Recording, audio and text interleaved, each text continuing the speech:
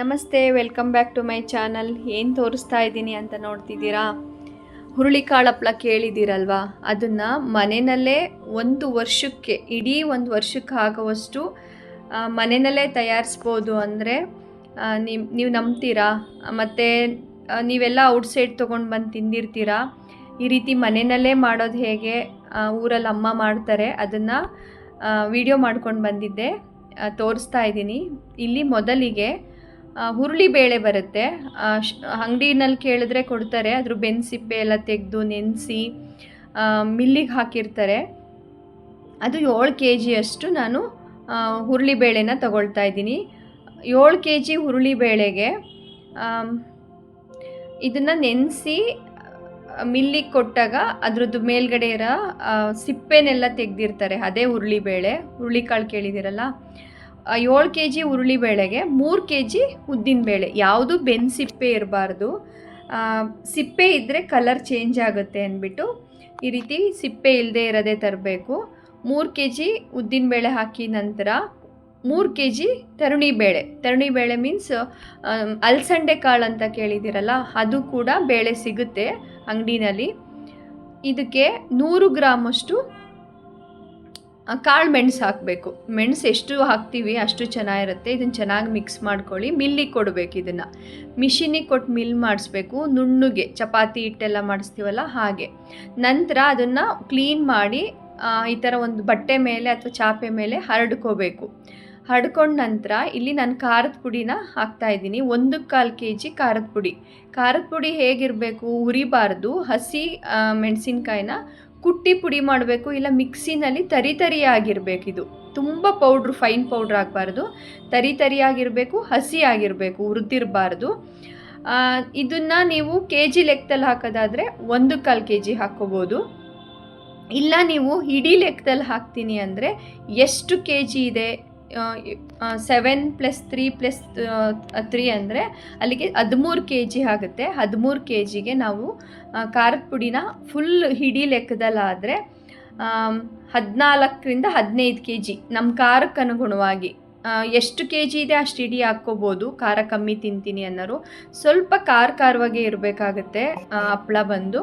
ಹಾಗಾಗಿ ನಾವಿಲ್ಲಿ ಹಿಡಿ ಲೆಕ್ಕದಲ್ಲಿ ತೊಗೊಳ್ಳೋದಾದರೆ ನೀವು 14 - 15 ಇಡಿ. ಮತ್ತು ಇದು ನೋಡಿ ಜೀರಿಗೆನ ಅರ್ಧ kg ಮಿಕ್ಸಿಗೆ ಹಾಕಬಾರ್ದು, ಜಸ್ಟ್ ಕುಟ್ಕೋಬೇಕು.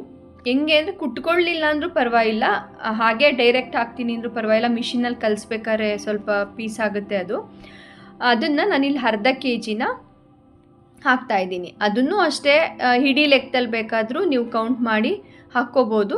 ಬಟ್ ನಾನಿಲ್ಲಿ ತೋರಿಸ್ತಾ ಇರೋದು 13 kg ಏನು ಬೇಳೆಗಳಿದೆ ಅದಕ್ಕೆ ಅರ್ಧ kg ಅಷ್ಟು ಜೀರಿಗೆನ ಹಾಕ್ಕೊಳ್ತಾ ಇದ್ದೀನಿ. ಇದನ್ನು ನಮ್ಮಮ್ಮ, ನಾವು ಚಿಕ್ಕವರಿಂದಲೂ, ನಮ್ಮಮ್ಮ ಅಂತ ಅಲ್ಲ, ನಮ್ಮೂರಲ್ಲಿ ಎಲ್ಲರೂ ವರ್ಷಕ್ಕೆ ಆಗೋವಷ್ಟು ಹಪ್ಪಳನ ಸಮ್ಮರ್ ಹಾಲಿಡೇಸ್ ಬಂತಂದರೆ ಮನೆಯಲ್ಲೇ ಮಾಡ್ಕೊಳ್ತಾರೆ. ಇಡೀ ವರ್ಷ ನಾವು ಒಣಗಿಸಿ ಒಂದು ಬಾಕ್ಸ್ಗೆ ಹಾಕಿಟ್ಕೊಂಡ್ರೆ ಇಡೀ ವರ್ಷ ಯೂಸ್ ಮಾಡ್ಬೋದು. ನಂತರ ಇಲ್ಲಿ ಉಪ್ಪನ್ನು ಅರ್ಧ kg ಹಾಕ್ತಾಯಿದ್ದೀನಿ. ಅರ್ಧ kg ಉಪ್ಪು ಇಡೀ ಲೆಕ್ಕದಲ್ಲಿ ಹಾಕಿದ್ರೂ ಒಳ ಹಿಡಿನಲ್ಲಿ 11 ಇಡಿ ಹಾಕಬೇಕಾಗತ್ತೆ. ನೀವು ಇಡೀ ಲೆಕ್ಕ ಬೇಡ ಅಂದರೆ ಅರ್ಧ kg ರುಚಿ ನೋಡಿಕೊಂಡು, ಅಂದರೆ ನೀವು ಎಷ್ಟು ಬೇಳೆ ತೊಗೊಳ್ತಿದ್ದೀರಾ ಆ ಅಳತೆನಲ್ಲಿ ಇದನ್ನೆಲ್ಲ ವೇರಿಯೇಷನ್ ಮಾಡ್ಕೋಬೇಕಾಗತ್ತೆ.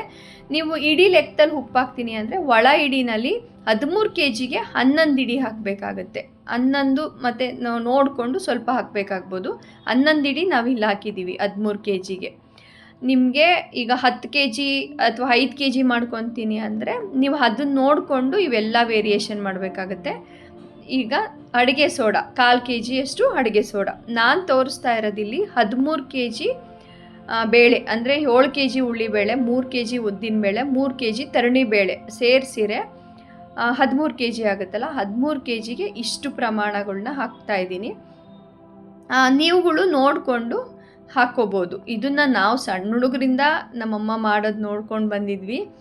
ಅಮ್ಮ ಉಪ್ಪು ಖಾರ ಹಾಕ್ತಿದ್ರು, ನಾವು ನೋಡ್ತಾ ಇದ್ವಿ. ಈ ಸಲ ಫಸ್ಟ್ ಟೈಮ್ ನಾನೇ ಅಮ್ಮ ಹೇಳ್ದಂಗೆ ನಾನು ಇದನ್ನೆಲ್ಲ ಹಾಕ್ತಾ ಬಂದೆ. ನೋಡಿ, ಇದನ್ನು ಒಂದು ಬಟ್ಟೆ ಮೇಲಾದರೂ ಹಾಕ್ಕೋಬೋದು, ಇಲ್ಲ ಒಂದು ದೊಡ್ಡ ಟಬ್ಬಲ್ಲಿ ನಾವು ಮಿಕ್ಸ್ ಮಾಡ್ತಾ ಇದ್ದೀವಿ. ಎಲ್ಲದನ್ನು ಮಿಕ್ಸ್ ಮಾಡೋಕ್ಕೆ ಈಸಿ ಆಗುತ್ತೆ ಅಂದ್ಬಿಟ್ಟು ಇದನ್ನು ಎಷ್ಟು ಚೆನ್ನಾಗಿ ಮಿಕ್ಸ್ ಮಾಡಬೇಕಂದ್ರೆ, ನೀವು ಈ ಕೈಯಲ್ಲಿ ಮಿಕ್ಸ್ ಮಾಡಿದ್ರೆ ಕೈ ಉರಿಯುತ್ತೆ ಅನ್ನೋದಿದ್ರೆ ಒಂದು ದೊಡ್ಡ ಸೌಟ್ ತೊಗೊಂಡಾದ್ರೂ ನೀಟಾಗಿ ಪ್ರತಿಯೊಂದು ಉಪ್ಪು ಖಾರ ಬೇಳೆಗಳು ಅವೆಲ್ಲದನ್ನು ನೀಟಾಗಿ ಈ ರೀತಿ ನಾವು ಮಿಕ್ಸ್ ಮಾಡ್ತಾ ಬರಬೇಕು. ಆಲ್ಮೋಸ್ಟ್ ಒಂದು 10-15 ನಿಮಿಷ ನಾನು ಈ ರೀತಿ ನೀಟಾಗಿ ಕೈನಲ್ಲೇ ಮಿಕ್ಸ್ ಮಾಡಿದೆ. ಮುಂಚೆ ಎಲ್ಲ ಏನು ಮಾಡ್ತಿದ್ವಿ, ಇದನ್ನು ಮಿಕ್ಸ್ ಮಾಡಿ ಒಂದು ಬಟ್ಟೆ, ಬಿಳಿ ಬಟ್ಟೆ ಮೇಲೆ ಹಾಕ್ಕೊಂಡು ಹಂತವಾಗಿ ನೀರು ಹಾಕಿ ಚಪಾತಿ ಹಿಟ್ಟು ಥರ ಕಲಿಸ್ಕೊತಿದ್ವಿ. ಇವಾಗೆಲ್ಲ ಮಿಷಿನ್ ಬಂದಿದೆ, ನಿಮಗೂ ಗೊತ್ತಿರೋ ಹಾಗೆ. ಅದಕ್ಕೆ ಈಗ ಅಮ್ಮ ಅವರು ಇದನ್ನು ಮಿಷಿನಿಗೆ ತೊಗೊಂಡೋಗೋಕ್ಕೆ ಒಂದು ಕವರ್ ಒಳಗಡೆ ಹಾಕ್ಸ್ಕೊಂಡು ತೊಗೊಂಡೋಗ್ತಾ ಇದ್ದಾರೆ. ನೋಡಿ ಈ ರೀತಿ ಮುಂಚೆ ಎಲ್ಲ ನಾವೇ ಕಲಿಸ್ತಾ ಇದ್ವಿ. ಅಮ್ಮ ನೀಟಾಗಿ ನೀರು ಹಾಕಿ ಚಪಾತಿ ಹಿಟ್ಟು ಥರ ಅದನ್ನು ಚೆನ್ನಾಗಿ ಮಿಕ್ಸ್ ಮಾಡಿ ನೈಟೆಲ್ಲ ಅದನ್ನು ಚೆಚ್ಚಿ ನೆನೆಯೋಕೆ ಇಡ್ತಿದ್ವಿ. ಈಗ ನೋಡಿ ಮಿಷಿನ್ ಬಂದಿರೋದ್ರಿಂದ ತುಂಬ ಸಿಂಪಲ್ಲು, ಅವರೇ ಕಲಿಸ್ಕೊಟ್ಬಿಡ್ತಾರೆ. ಹಂತವಾಗಿ ನೀರು ಹಾಕ್ತಾರೆ. ಅಮ್ಮ ಹೇಳ್ತಾಯಿದ್ರು ಒಂದು 4-5 ಲೀಟ್ರ್ ನೀರು ಸಾಕಾಗುತ್ತೆ. ಇದನ್ನು ಈ ಥರ ನೋಡ್ಕೊಂಡು ಅವ್ರಿಗೆ ಅಳತೆ ಗೊತ್ತಿರುತ್ತೆ. ಕರೆಕ್ಟ್ ಅಳತೆನಲ್ಲಿ ನಿಮಗೆ ನೀರು ಹಾಕಿ ಮಿಕ್ಸ್ ಮಾಡಿ ಕೊಡ್ತಾರೆ ಮಿಷಿನ್ನಲ್ಲೇ. ನೀವು ಮಿಷಿನ್ನಲ್ಲಿ ಮಾಡೋದಿಲ್ಲ, ನಾನು ಕಮ್ಮಿ ಪ್ರಮಾಣದಲ್ಲಿ ಮಾಡ್ಕೊತೀನಿ, ಒಂದು 3 kg 4 kg 5 kg ಈ ಥರ ಮನೆಗೆ ಸ್ವಲ್ಪ ಮಾಡ್ಕೊತೀನಿ ಅನ್ನೋರು ಆರಾಮಾಗಿ ಚಪಾತಿ ಹಿಟ್ಟು ಥರ ಮನೆಯಲ್ಲೇ ಚಪಾತಿ ಹಿಟ್ಟು ಏನು ಕಲಿಸ್ತೀವಲ್ಲ ಗಟ್ಟಿಗೆ, ಸ್ವಲ್ಪ ಸಾಫ್ಟ್ ಇರಬಾರ್ದು, ಸ್ವಲ್ಪ ಗಟ್ಟಿ ಕಲಿಸ್ಬೇಕು. ಕಲಸಿ ನೈಟೆಲ್ಲ ಓವರ್ ನೈಟು ನೆನೆಯಕ್ಕೆ ಬಿಟ್ಬಿಡ್ಬೇಕು ಹಿಟ್ಟನ್ನ. ಯಾವಾಗಲೂ ಕಲಿಸಿದ ತಕ್ಷಣನೂ ಮಾಡ್ಕೋಬೋದು, ಬಟ್ಟು ಓವರ್ ನೈಟ್ ನೆನೆಸ್ದಾಗ ಏನಾಗುತ್ತೆ, ಜೀರಿಗೆ, ಖಾರದ ಪುಡಿ, ಉಪ್ಪು ಪ್ರತಿಯೊಂದು ಚೆನ್ನಾಗಿ ಆ ಬೇಳೆಗಳು ಅದರ ಅಂಶ ಎಲ್ಲ ನೆನ್ಕೊಂಡು ಕರೆಕ್ಟ್ ಅದಕ್ಕೆ ಚೇಂಜ್ ಆಗುತ್ತೆ. ಮತ್ತು ಸ್ವಲ್ಪ ಫರ್ಮೆಂಟೇಷನ್ನು ಬಂದಿರೋದ್ರಿಂದ ಅದು ತುಂಬ ಚೆನ್ನಾಗಿ ಹಪ್ಪಳಗಳು ಬರುತ್ತೆ. ಹಾಗಾಗಿ ನೋಡಿ ಈ ಥರ ಹಂತವಾಗಿ ಮಿಷಿನ್ನಲ್ಲಿ ನೀರು ಹಾಕಿ ಕಲಿಸ್ಕೊಡ್ತಾರೆ. ಒಂದೇ ಸಲ ಹಾಕಲ್ಲ. ಮತ್ತು ಅದನ್ನು ಹಿಟ್ಟನ್ನ ನಮ್ಮ ಅಮ್ಮ ನೋಡಿ ಹೇಳ್ತಾ ಇರ್ತಾರಂತೆ, ಇಷ್ಟು ಪ್ರಮಾಣ ಇರಲಿ, ಇಷ್ಟು ಗಟ್ಟಿ ಇರಲಿ, ತೆಳು ಇರಲಿ ಅಂತ. ಹಿಂಗೆ ಮುಟ್ಟಿದ್ರೆ ಗಟ್ಟಿ ಇರಬೇಕು. ಗಟ್ಟಿ ಇದ್ದಾಗ ನೆಕ್ಸ್ಟ್ ಡೇ ನೆಂದಾಗ ಕರೆಕ್ಟ್ ಅದಕ್ಕೆ ಬರುತ್ತೆ. ಹಂಗಂದ್ರೆ ತುಂಬ ಗಟ್ಟಿನೂ ಆಗಬಾರ್ದು. ಅದು ಮಿಕ್ಸ್ ಮಾಡೋರಿಗೆ ಅಳತೆ ಗೊತ್ತಿರುತ್ತೆ, ಯಾರು ಮಿಷಿನಲ್ಲಿ ಮಾಡ್ತಾರಲ್ಲ ಅವ್ರಿಗೆ ಡೈಲಿ ಮಾಡಿ ಅಭ್ಯಾಸ ಆಗಿರುತ್ತೆ. ಹಾಗಾಗಿ ಅವರೇ ನೀಟಾಗಿ, ನಾವು ಇದನ್ನೆಲ್ಲ ಎಷ್ಟು ಕಷ್ಟ ಬಿದ್ದು ಮಾಡ್ತಿದ್ವಿ ಗೊತ್ತಾ ಚಿಕ್ಕವರಲ್ಲಿ. ಅಮ್ಮ ನೀಟಾಗೆ ಅದನ್ನೆಲ್ಲ ಕೈನಲ್ಲೇ, ಈಗ ನಾವು ನೋಡಿದ್ದೀವಿ, ಒಂದು 5-6 ಜನಕ್ಕೆ ಚಪಾತಿ ಹಿಟ್ಟು ಕಲಿಸ್ಬೇಕಾದ್ರೆ ಎಷ್ಟು ಕೈ ನೋವು ಬಂದುಬಿಡ್ತಿತ್ತು. ಅವಾಗೆಲ್ಲ ಅಷ್ಟೊಂದನ್ನು ಹಾಕಿ ಅಂದರೆ ಅಮ್ಮನಿಗೆ ಸಹಾಯಕ್ಕೆ ಬರ್ತಿದ್ರು, ನಾವು ಹೆಲ್ಪ್ ಮಾಡ್ತಿದ್ವಿ. ಅದನ್ನ ಮಿಕ್ಸ್ ಮಾಡಿದ ಮೇಲೆ ಈ ಕಲರಿಗೆ ತರಬೇಕಂದ್ರೆ ನಾವು ಚೆಚ್ಚಬೇಕಾಯಿತು ಚೆನ್ನಾಗಿ. ನಂತರ ಇಲ್ಲಿ ನೋಡಿ ಹರಳೆಣ್ಣೆ, ಈಗ ಅದು ನೋಡಿ ಮಿಷಿನಲ್ಲಿ ನೀಟಾಗಿ ಹೇಗೆ ಪಾತ್ರೆನ ಬಿಟ್ಕೊಂಡು ಬಂದುಬಿಡುತ್ತೆ ಹರಳೆಣ್ಣೆ ಹಾಕಿದ ತಕ್ಷಣ. ಒಂದು 100 ಗ್ರಾಮ್ನಷ್ಟು, ಇಷ್ಟು ಹಪ್ಪಳ ಮಾಡೋಕ್ಕೆ ನಮಗೆ ಒಂದು 100-150 ಗ್ರಾಮು ಎಣ್ಣೆ ಬೇಕಾಗುತ್ತೆ ಹರಳೆಣ್ಣೆ. ಅದರಲ್ಲಿ ಈಗ ಒಂದು 100 ಗ್ರಾಮ್ ಇಲ್ಲಿ ಮಿಷಿನ್ಗೆ ಹಾಕಿಬಿಡ್ತಾರೆ ಎಣ್ಣೆನ. ಇನ್ನು ನೋಡಿ ಈ ಥರ ಮಿಕ್ಸ್ ಮಾಡಿದಾಗ ಅದು ನೀಟಾಗೆ ಎಣ್ಣೆ ಹಾಕಿದ ತಕ್ಷಣ ಆ ಪಾತ್ರೆಯಿಂದ ಹಾಗೆ ಎತ್ಕೋಬೋದು, ಹಾಗೆ ಒಂದು ಕಡೆ ಬರೋಕ್ಕೆ ಸ್ಟಾರ್ಟ್ ಆಗುತ್ತೆ. ಆ ಹಂತದವರೆಗೂ ಚೆನ್ನಾಗಿ ಮಿಕ್ಸ್ ಮಾಡಿ ಕೊಡ್ತಾರೆ. ಇವಾಗೆಲ್ಲ ತುಂಬ ಈಸಿ. ಮುಂಚೆ ಹಪ್ಪಳ ಮಾಡ್ತಿದ್ದು ತುಂಬ ಕಷ್ಟ ಇತ್ತು. ಇವಾಗ ಎಲ್ಲ ಕಡೆ ಈ ಥರ ಮಿಷಿನ್ಗಳು ಸಿಗುತ್ತೆ, ಈ ಥರ ಮಿಕ್ಸ್ ಮಾಡೋದು. ನೀವು ಆರಾಮ್ಸೆ ಮಿಕ್ಸ್ ಮಾಡ್ಕೋಬೋದು. ಇಲ್ಲ ನೀವು ಮನೆಯಲ್ಲಿ ಚಪಾತಿ ಹಿಟ್ಟೆಲ್ಲ ಕಲಿಸ್ತೀವಲ್ಲ ಗ್ರೈಂಡರಲ್ಲಿ, ಆ ಥರದ್ದು ಮಿಷಿನಲ್ಲಿ ಕೂಡ ನಾವು ಸ್ವಲ್ಪ ಪ್ರಮಾಣದಲ್ಲಿ ಮಾಡಿಕೊಂಡ್ರೆ ಕಲಿಸ್ಕೋಬೋದು. ನೋಡಿ ಈ ಥರ ಇದನ್ನೆಲ್ಲ ಒಂದು ರಾತ್ರಿ ಫುಲ್ ನೆನೆಯಕ್ಕೆ ಬಿಟ್ಬಿಡ್ತಾರೆ.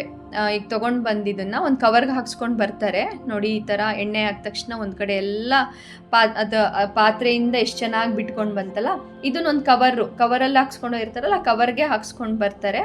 ನೆಕ್ಸ್ಟ್ ಡೇ ನೋಡಿ ಕಲರ್ ಚೇಂಜ್ ಆಗಿದೆ.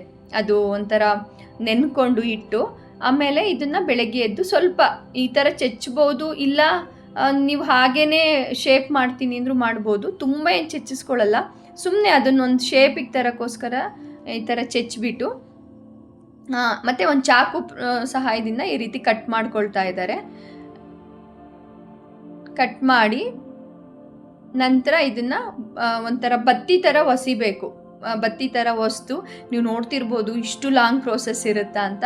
ಬಟ್ ಅದನ್ನೆಲ್ಲ ತುಂಬ ಜನ ಇದಕ್ಕೆ ಹಪ್ಪಳ ಹರಿಯೋಕ್ಕೆಲ್ಲ ಊರಲ್ಲಿ ಒಂದು ಸ್ವಲ್ಪ ಜನನ ಅವ್ರ ಮನೆಗೆ ಹೋಗಿ ನಾವು ಲಟ್ಟಿಸ್ತೀವಿ, ಅವ್ರು ಬಂದು ನಮ್ಮ ಮನೆಗೆ ಹರ್ಕೊಡ್ತಾರೆ ಹಪ್ಪಳನ. ಈ ಥರ ಎಲ್ಲ ಜನಗಳು ಸೇರಿ ಸಮ್ಮರ್ ಟೈಮಲ್ಲಿ ಮಾಡ್ಕೊತಾರೆ. 4-5 kg ಆದರೆ ಮನೆಯಲ್ಲಿ ನಾವುಗಳೇ ಮಾಡ್ಕೊಂಡು ಬಿಡ್ಬೋದು, ಸಿಂಪಲ್ ಅದು.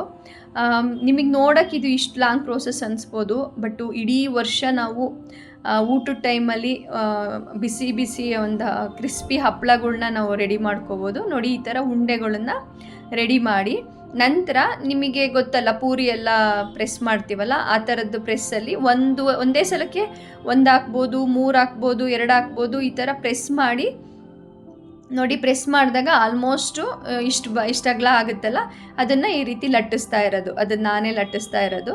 ಇದು ತುಂಬ ತೆಳುಗೆ ಲಟ್ಟಿಸ್ಬಾರ್ದು, ಹಂಗಂತ ತಪ್ಪನೂ ಇರಬಾರ್ದು. ಈ ಹದಕ್ಕೆ ಲಟ್ಟಿಸ್ಕೋಬೇಕು. ಸ್ವಲ್ಪ ಹಿಟ್ಟು ಹಾಕಿ, ಇದು ಮೈದಾ ಹಿಟ್ಟು ಹಾಕಿ ಲಟ್ಟಿಸ್ಬೋದು. ಇಲ್ಲ ರಾಗಿನ ಕೆಲವರು ಆ ಬ್ಲ್ಯಾಕ್ದು ಎಲ್ಲ ಬೆನ್ಸಿಪ್ಪೆನ ತೆಗೆದು ಮಾಡ್ತಾಯಿದ್ರು. ನಾವು ಮೈದಾ ಹಿಟ್ಟಲ್ಲೇ ಲಟ್ಟಿಸಿದ್ದನ್ನು, ತುಂಬ ಏನು ಹಿಟ್ಟು ಬೇಕಾಗಲ್ಲ. ಈ ಥರ ಮಕ್ಕಳು ಪ್ರೆಸ್ ಮಾಡಿಕೊಡ್ತಾರೆ. ಎಷ್ಟು 4-5 ಜನ ಹಪ್ಪಳ ಹರಿತಾ ಇರ್ತೀವಿ ನೋಡಿ. ಈ ಥರ ಇಷ್ಟು ಅಗಲ ಆಗಿದ್ದನ್ನು ನಾವು ಲಟ್ಟಿಸಿ ಅದನ್ನು ಒಣಗ ಹಾಕ್ಕೋಬೇಕು ನೋಡಿ. ಈ ಥರ ಲಟ್ಟಿಸಿ ಆದಮೇಲೆ ನೋಡಿ, ಇಷ್ಟು ಹಪ್ಪಳ ಅಂದರೆ ಒಟ್ಟಿಗೆ ಎಲ್ಲರೂ ಹರಿತಾ ಇರ್ತೀವಲ್ಲ, ಎಲ್ಲರ ಹತ್ರನೂ ಎತ್ಕೊಂಡು ಬಂದು ಒಂದು ಚಾಪೆ ಮೇಲ್ಗಡೆ ಈ ರೀತಿ ಲೈನಿಗೆ ಹಾಕ್ಕೊಂಡು ಬರಬೇಕು. ಏನು ಒಂದ್ಕೊಂದು ಅಂಟ್ಕೊಳ್ಳಲ್ಲ ಗೊತ್ತಾ, ಎಷ್ಟು ನೀಟಾಗಿರುತ್ತೆ ಅಂದರೆ ನೋಡಿ. ಈ ಥರ ಸಾಲು ಕಟ್ಟಿದಂಗೆ ಇದು ಹೂವು ಎಲ್ಲ ಪೋಣಿಸ್ತೀವಲ್ಲ, ಆ ರೀತಿ ನೀಟಾಗಿ ಒಂದು ಕಡೆಯಿಂದ ಹಾಕ್ಕೊಂಡು ಬರಬೇಕು. ಅದು ಫ್ಯಾನ್ ಹಾಕಿಬಿಟ್ಟಿರ್ತೀವಿ, ಏನು ಒಂದಕ್ಕೊಂದು ಅಂಟ್ಕೊಳ್ಳುತ್ತಪ್ಪ, ಎಲ್ಲ ಮುದ್ದೆ ಆಗಿಬಿಟ್ಟಿರುತ್ತೇನೋ ಬೆಳಗ್ಗೆ ಎತ್ತಕ್ಕೆ ಅಂತ ಏನಿಲ್ಲ. ಎಣ್ಣೆ ಹಾಕಿರ್ತೀವಿ, ಹಿಟ್ಟು ಹಾಕಿ ಲಟ್ಸಿರ್ತೀವಲ್ಲ, ಈ ಥರ ಲೈನ್ಸ್ ಎಲ್ಲ ಆದಮೇಲೂ ಒಂದ್ರ ಮೇಲೊಂದು ಹಾಕಿ ಆಲ್ಮೋಸ್ಟ್ ನೋಡಿ 1 ಚಾಪೆ ಮೇಲೇ ಅಷ್ಟು ಹಪ್ಪಳ ಹಾಕಿದ್ದೀವಿ. ನೀವು ಥಿಂಕ್ ಮಾಡ್ತಿರ್ಬೋದು ಎಷ್ಟು ಬರ್ಬೋದಂತ. 1 kg ಬೇಳೆಗೆ 600 ಇಂದ 700 ಹಪ್ಪಳ ಬರುತ್ತೆ. ಅಂದರೆ ಲೈಕು ನಾವು ಹೇಗೆ ಉಂಡೆ ಹಾಕ್ತೀವಿ ಹಾಗೆ. ಆಲ್ಮೋಸ್ಟ್ ನಾವೀಗ 13 kg ಇದೆಯಲ್ಲ ಹಿಟ್ಟು, ಹತ್ತತ್ರ 1,100 ಹಪ್ಪಳ ಆಗಿರುತ್ತೆ ಅನಿಸುತ್ತೆ. ಅದನ್ನು ಬೆಳಗ್ಗೆ ಎತ್ತಿಬಿಟ್ಟು ಓವರ್ನೈಟು ಅದನ್ನು ಹಂಗೆ ಬಿಟ್ಟು ಬೆಳಗ್ಗೆ ಬಿಸಿಲಲ್ಲಿ ಒಂದು 5 to 6 hour ಒಣಗಿಸ್ಬೇಕು. ಬಿಸಿಲಲ್ಲಿ ಒಣಗಿಸೋದು ಹೆಂಗೆ ಒಣಗಿಸ್ಬೇಕಂದ್ರೆ, ಬಿಸಿಲಲ್ಲಿ ಹಾಕಿದ ಮೇಲೆ ಈಗ ಹೆಂಗೆ ಇಲ್ಲಿ ಹಾಕಿದ್ದೀವಿ ಹಾಗೆ ಔಟ್ಸೈಡ್ ಬಿಸಿಲಲ್ಲಿ ಹಾಕಬೇಕು. ಬಿಸಿಲಲ್ಲಿ ಹಾಕಿಬಿಟ್ಟು ಅದನ್ನು ಮೇಲ್ಗಡೆ ಒಂದು ಬಟ್ಟೆ ಮುಚ್ಚಬೇಕು. ಬಟ್ಟೆ ಮುಚ್ಚಿ 4-5 hour ಒಣಗಿಸ್ಬೇಕು, ಇಲ್ಲಾಂದರೆ ಹಿಂಗೆ ಎದ್ದೇಳ್ತವೆ. ನಂತರ 5-6 hour ಆದಮೇಲೆ ಎತ್ಕೊಂಡು ಬಂದು ಇಟ್ಕೊಂಡ್ರೆ ಇಡೀ ವರ್ಷಕ್ಕಾಗೋ ಅಷ್ಟು ಹಪ್ಪಳ ಆಗುತ್ತೆ ನೋಡಿ. ಈ ಥರ ಡೀಪ್ ಫ್ರೈ ಮಾಡಿ ತೋರಿಸ್ತಾ ಇದ್ದೀನಿ, ಎಷ್ಟು ಚೆನ್ನಾಗಿ ಬಂದಿದೆ. ನಿಮಗೆ ಈ ಪ್ರೋಸೆಸ್ ಎಲ್ಲ ಯಾವತ್ತೂ ನೋಡಿದ್ರಲ್ಲ, ಹೇಗೆ ಅನ್ನಿಸ್ತು? ಒಂದು ಸಲ ನೀವು ಮನೆಯಲ್ಲಿ ಎಲ್ಲರೂ ಸೇರಿ ಹಪ್ಪಳ ಮಾಡಿಕೊಂಡ್ರೆ ಇಡೀ ವರ್ಷ ತಿನ್ಬೋದು. ಖಂಡಿತ ನಿಮ್ಗೆ ಈ ವಿಡಿಯೋ ಇಷ್ಟ ಆಗಿದ್ದರೆ, ಈ ಥರ ಒಂದು ಹಪ್ಪಳ ಮಾಡಬೇಕಂದ್ರೆ ಆದಷ್ಟು ಶೇರ್ ಮಾಡಿ, ಲೈಕ್ ಮಾಡಿ, ಒಂದು ಹೈಪ್ ಕೊಡಿ. ಹೇಗೆ ಅನ್ನಿಸ್ತು ತಿಳಿಸಿ. ನೀವು ಒಂದು ಸಲ ಖಂಡಿತ ಮನೇಲಿ ಟ್ರೈ ಮಾಡಿ. ಮತ್ತೆ ಸಿಗುವ ನೆಕ್ಸ್ಟ್ ವಿಡಿಯೋದಲ್ಲಿ. ಬಾಯ್.